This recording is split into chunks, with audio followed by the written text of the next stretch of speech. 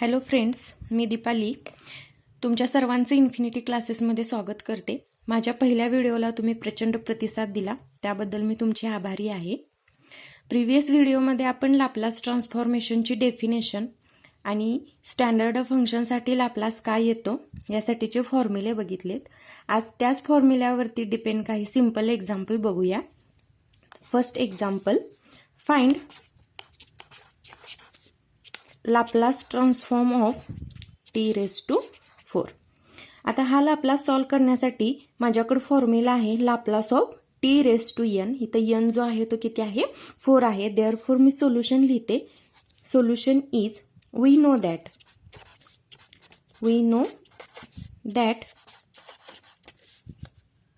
Laplace of t raise to n is equal to n factorial divided by s raise to n plus 1. आणि इथं जो N factorial आहे त्याच्यासाठी पण मला फॉर्म्युला आहे. तर एन फॅक्टोरियल मी कसा सॉल्व करते, तर 1 into 2 into 3 into up to n. N फॅक्टोरियलसाठी एक मी एक्झाम्पल घेते. एन फॅक्टोरियलसाठी मी एक नंबर घेते, तर 3 factorial. Here n is 3, therefore 1 into 2 into 3. याचा आन्सर असेल 6. त्याच पद्धतीने मी इथं टी रेज टू एन म्हणजे एन 4 फॅक्टोरियल सॉल्व करेन. देअरफॉर मी आन्सर लिहिते Laplace of t raise to 4 is equal to 4 factorial divided by s raise to 4 plus 1 which is equal to 4 factorial is 4 into 3 into 2 into 1 divided by s raise to 5. Same ह्याच मॅनरमध्ये लिहिलेला आहे. इथं फक्त 1 into 2 into 3 केलंय. तोच मी लिहिलाय 1 इंटू 2 इंटू 3 इंटू 4 बिकॉज इथं 4 हा एन आहे. त्याचा आन्सर असेल therefore 4 into 3 is 12 and 12 into 2 is 24. Therefore answer is 24 divided by s raise to 5 which is answer of Laplace of t raise to 4. Next example घेते second, find Laplace transform of e raise to 60. आता ह्याच्यासाठी formula आहे E raise to 80. Here a is 6. Therefore solution is we know that Laplace of e raise to 80 is equal to 1 divided by s minus a. पाठीमागच्या व्हिडिओमध्ये पण सांगितलं होतं, ज्यावेळेस इथं प्लस ए असेल त्यावेळेस फॉर्म्युल्यामध्ये मात्र मी काय लिहिणार आहे, minus a. Therefore Laplace of e raise to 60 is equal to 1 divided by s minus 6. हे आहे सोल्युशन ई रेज टू 60च्या लाप्लाससाठी. Again I take simple example.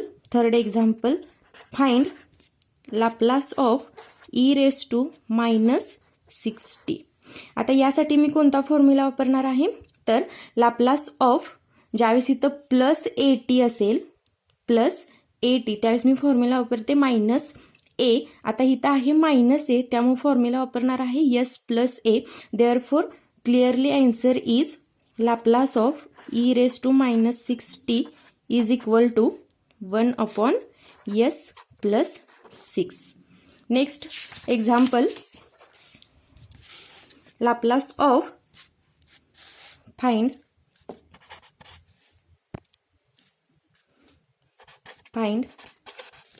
Laplace of sine 3t. Solution we know that आता ह्याच्यासाठी formula वापरणार आहे मी sign 80चा. A आहे 3.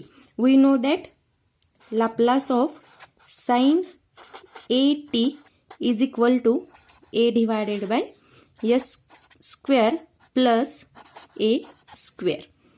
Here a is equal to 3. Therefore Laplace of sine 3t is equal to a आहे 3. Therefore 3 divided by s square plus 3 square which is equal to 3 divided by s square plus 3 square is 9. Now example 5, find Laplace of cos 4t. Again we have standard formula for Laplace of cos 8t, which is we know that Laplace of cos 8t is equal to s divided by s square plus a square. Here a is 4, therefore Laplace of cos 4t is equal to s divided by s square plus 4 square, which is equal to s divided by s square plus 4 square is 16. Now next example is example number 6. Find Laplace of hyperbolic sin 2t. आता हे function आहे ते hyperbolic signs आहे. Formula हा sign 80 सारखाच असणार आहे, फक्त फरक काय असणार आहे तर डिनॉमिनेटर मध्ये मायनस साइन असेल. सोल्युशन लिहिते. We know that Laplace of hyperbolic sin 8t is equal to a divided by s square minus a square. Here a is 2. Therefore Laplace of hyperbolic sin 2t is equal to a ची value me put करते 2 divided by s square minus 2 square, which is equal to 2 divided by s square minus 2 square is 4. Therefore answer is 2 upon s square minus 4. Now last example number 7. Find Laplace transform of hyperbolic cos t. Again we have formula for hyperbolic cos 8t. मी लिहिते formula. we know that Laplace of hyperbolic cos 8t is equal to s divided by s square minus a square. Again here a is equal to 1. Here hyperbolic cos t, that is hyperbolic cos 1t, therefore a is equal to 1. Therefore solution of hyperbolic cos t is equal to s divided by s square minus 1 square, which is equal to s divided by s square minus 1. 1 square is again 1. हे आहेत simple example.